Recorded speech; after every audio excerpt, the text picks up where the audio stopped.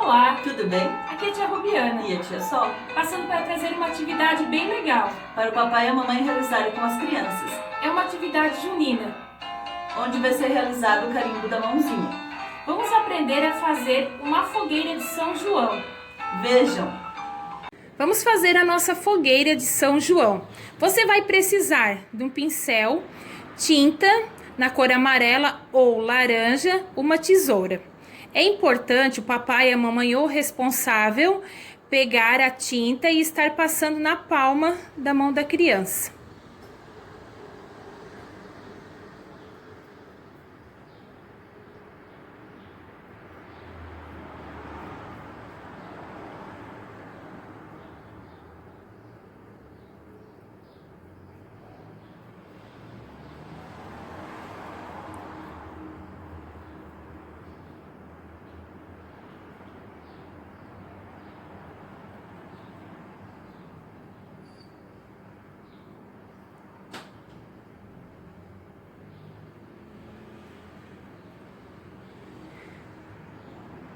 Nesse momento, depois de pintada a mãozinha da criança, carimbar ela no papel.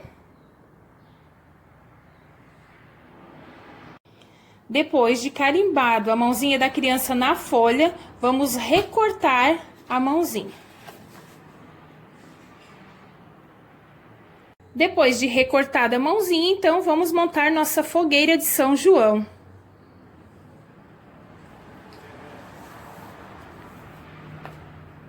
E está pronta a nossa atividade. Usem sua criatividade. e boa diversão!